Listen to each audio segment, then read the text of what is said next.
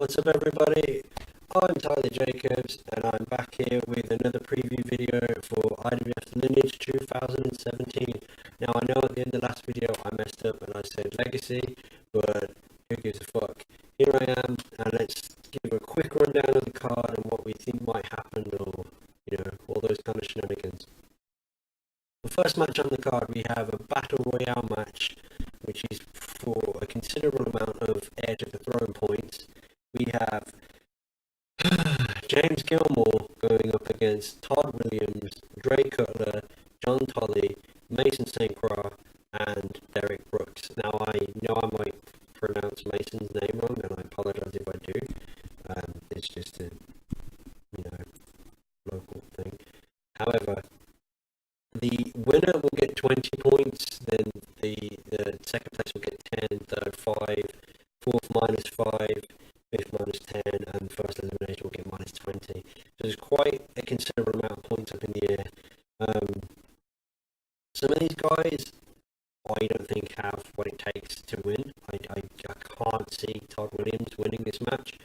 I can't see James Gilmore with his current trend winning this match. And I can't see John Tolley winning this match. For me, it's between Derek, Mason, and Dre. Those are the three that could really pull this out. Those are the three that I picked to actually gain points from this match. An out-and-out winner, I can't pick. It is between those three.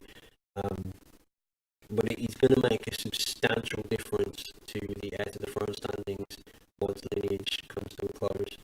The match following that is a triple threat match between Kate Steele, Fiona McFly, and Lizzie Dowman for a number one contendership for the Shield Maiden Championship. The winner will get a title shot at the next Open Fight Night, presumably against whoever wins between a later match. Kate and Fiona have had this kind of background feud going on since the last pay-per-view. It hasn't really been featured much on TV, as neither has Kate Steele. She hasn't been featured much on TV. Fiona has had a bereavement, and she's been kind of keeping to herself quite a bit. She still pops in every now and then on Twitter, but she's definitely toned herself down. She's not trying to get in people's faces as much as she normally does. She's obviously trying to deal with the loss of Mrs. Kimball. Lizzie had a Shield Maiden Championship 2 weeks ago, or was it a week ago? Apologies for the date confusion. But unfortunately, it came up short. It was a lot closer than a lot of people were expecting it to be. But rumours are that Lizzie might be done with IWF. We'll have yet to see what's going to go on with that. But it's a tough one to pick. My pick in this is going to have to be Fiona McFly. I think she's going to pick up the number one contendership and get that championship title shot at Open Fight Night. The match following that pits Invictus champion Jason Matthews against Ulf Hedner, with Bob Pooler as a special guest referee. Now, we know the council have been getting in everybody's shit as of late. They've been such a disruption across the entire company, that it makes sense for someone like Bob to be in this enforcement role. There may be some people saying Jason can't trust Bob because, he took his championship, but I don't think Bob swings that way. I don't think Bob has that agenda. I don't think he's trying to screw Matthews. I think he's generally trying to keep it as level as it can be and make sure that the council themselves don't get involved and don't try and screw this over. And that Jason and Ulf can have a great match because the two are quite capable of doing just that. And hopefully that will actually happen, and it won't just be a bunch of council members coming down and stomping the piss out of poor Jason Matthews. I can't pick a winner. It's way too close to call. But, Ulf is hungry. Jason wants to defend his championship. It's a match that should really live up to that billing. Following that, we have the Man of Steel Championship, which pits the recently unmasked Zazu against Ryan Shane. Now, Zazu has a history of being quite a vicious fighter, quite aggressive, quite in your face. He's going to strike you, he's going to take you down. Ryan Shane was a pretty damn solid Man of Steel champion the last time he held the championship. This time he kind of tricked Devlin Rain into giving me a championship, but took advantage of that, and now he is the reigning Man of Steel champion. How this match will unfold, I'm not too sure, because Shane said there was no competition, much like Spike did before, much like Cable did before. He came out and said there was no competition, was immediately challenged, and he was challenged by Zazu. And if you look past the comedy that Zazu's been involved in with Grande Malo, he's a hell of a competent fighter, and he's going to pose one hell of a threat to Ryan Shane's title reign. So if Shane can knock him down and get that first successful defense under his belt, it's going to do wonders for his momentum and keep him going forward as a champion. Following that, we have the steel cage match between Alexis Caffrey and Paige Garcia. These two have been going at it for so long now. It's just week after week, just constantly in each other's shit. It's so many videos now where I've had to comment on these two that I'm running out of things to say, but putting these two in a steel cage match is perfect, because now Sarah cannot get involved. I mean, obviously it's wrestling, we all know there's ways around the rules, there always is, but hopefully we'll get a proper full-on match with a decisive winner. Last time we had a winner, but it wasn't a very decisive winner, it was a cheap victory. But this time, you can't really get a cheap victory. One person has to climb out of the cage, boom, winner. Will it be Alexis? Will it be Paige? Who knows? But if Alexis wins, you know damn straight she's gunning for that Diamonds Championship again. Speaking of Diamonds and Championships, the following match is the IWF Shield Maiden between best friends Shay O'Hara and Astrid Hall. Now, Shay's been doing a pretty damn good job as the Shield Maiden after finally dethroning Eternity. There was some pretty big shoes to fill. I'm in no way saying those shoes have been filled, but she's getting there. She's trying. She's taking on all comers. She's doing what she can. But now, in her way, is her best friend, the big Astrid Hall, who has made absolutely no secret of her desire to hold the Shield Maiden Championship. It means that much more to her. It's got that personal draw to it.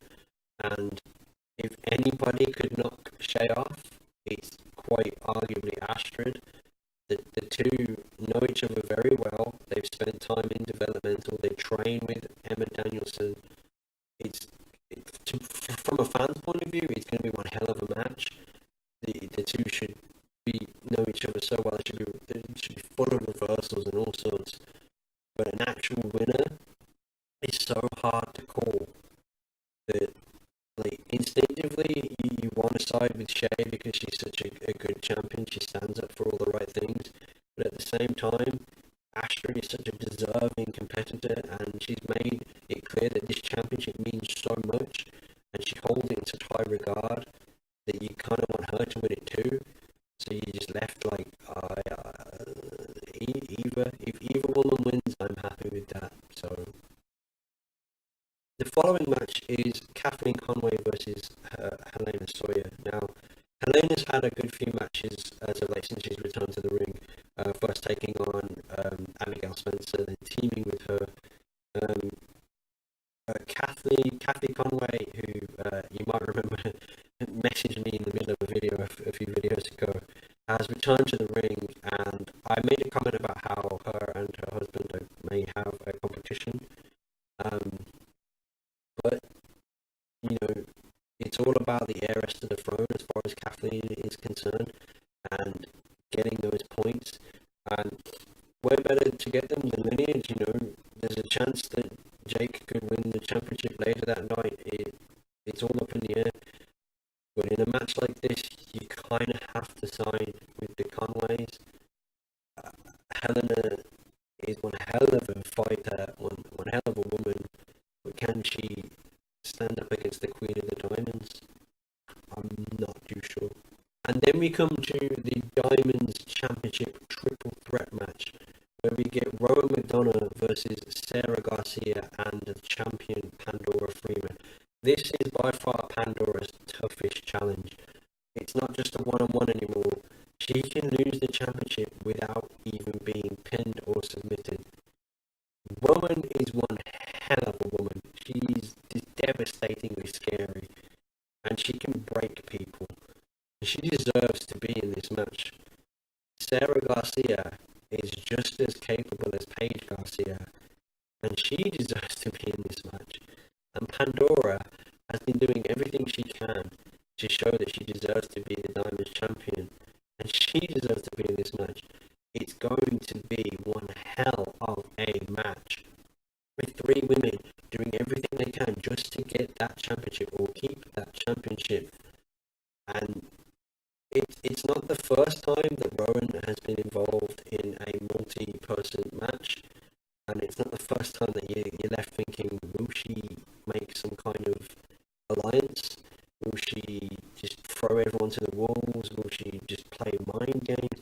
You can never know what is going on in the mind of Rowan McDonough, and I think that is going to play such a big part going into this match, with Sarah and Pandora maybe focusing more on the wrestling side of things and how to combat the skills and the size and the strength. Roman is going to get in their heads, and that could be the X factor that brings the championship to Rowan McDonough. Me personally, I'd love to see Pandora retain and maybe even have a rematch with Paige Garcia at some point, but I'm not quite sure she can take on the challenge of both Sarah and Rowan. I'm just not. I don't know if she can do that. I hope she can, but I think I may be leaning towards Rowan, especially now she's got the council on her side. The match following that is one that has been talked about quite considerably. It is a 6-man tag team match with a no DQ rule. It is the council, which is Jason Sandman, Cole Chaos, and Xavier Cross, going up against Michael Laszlo, Cable Arcane, and Spike Kane, with a special guest referee, Roberto Verona. You can't get a more overbooked match than what we have right here. It is a match destined for chaos. It is a match that is just asking for violence and bloodshed and all sorts of manners of just pain. Now, the council have run riot over the company up until last week, where we finally saw what has been labelled as the Mount Rushmore of IWF finally get some kind of upper hand fight back, where they kind of came down in the middle of the match and stopped the council from attacking Andrew Jacobson in the middle of an impromptu World Championship match. And then they proceeded to attack Xavier Cross so that Roberto Verona could get his spiel across and basically put him in his place and make this match. So we have Laszlo, Cable, and Spike on the same page, at least that's how it seems, with Roberto Verona also as the referee. That's a terrifying thing to imagine. The council are full of bravado. They don't give a flying fuck who you are, what you've done, what your name is, what your gimmick is, what your fucking nickname is. Gods doesn't matter, championship doesn't matter, longest reigning champion doesn't matter, Hall of Fame doesn't matter. They just want to break you, and they've done such a good job of doing that so far, that this is going to be a true test for them, because from the moment they came in, they targeted these guys, and they've never had a proper chance to fight back. Now we have a match where the odds for the first time are not in the council's favour. They're actually against them, and we get to see what their character is made of when they actually have to fight against the odds and against a team of thoroughly capable opponents who just want to kick their asses. As a fan, you're sitting there and you're screaming for them to finally fight back and fight the council properly. Just let them fight, fucking let them fight. But now we're finally going to get it. I don't think it's going to be a winner. I think it's going to devolve into absolute chaos. Everyone's going to get beaten up. Everyone's going to die. Everything is just going to be insane. But it's going to be well worth a watch. Unfortunately, once again, following that massacre and chaos, we come to the Imperial Championship match between the Ace and Andrew Jacobson. Now, the match that ended at the last pay-per-view ended in terms that I wasn't quite too happy with. It was a very, I don't want to use the term fluky, but it was kind of fluky victory for Andrew. In my opinion, that in itself warranted a rematch. I felt like we should have got Jake versus Andrew too, regardless. But then Jake brought his kids into the ring and used them to get him a rematch, and that's not cool, man. That's so not a cool thing to do. That is one of the douchiest things I have ever seen in a wrestling ring. And I've seen some shit, man. I've seen people do some fucked up shit and some really horrible shit. But using your own kid to weasel your way into a championship match, that's slimy as fuck. But hey, Andrew didn't disappoint his fan. He gave the match, and we've been barreling towards Lineage ever since then. It was so close last time that Jake almost won. He almost got his championship. But ever since then, the way he's been acting and the way Andrew's been acting, I find myself leaning so much more towards Andrew Jacobson. He represents everything a champion should be. He represents everything your Imperial champion should be and what he should stand for. When he stands up for equal rights, when he stands up for the little man, when he stands up for people that are getting bullied, everything, that's exactly who your champion should be. Not someone that uses kids to get a championship match. That seriously coloured my opinion of Jake the Ace Conway quite considerably. Don't get me wrong, he's a fantastic athlete and he is more than capable of winning this match and becoming Imperial Champion. And I wouldn't put it past him if he did. I'd hold up my hands and say congratulations, you deserve a championship. You beat Roberto Verona over a year ago. You should have been the Imperial Champion. But hey, what is it they like to say? You either die a hero or you live long enough to see yourself become the villain. And that's my preview of Lineage. Hopefully I'll be able to get a review up as quick as I can next week once the show airs. I'm sorry if this seems that it's a bit quick, but I'm just trying to be a bit more, I don't know the words. I'm just trying to get it done a bit quicker and not ramble on as much as I usually do. Well, that's it from me, and I'll see you next week.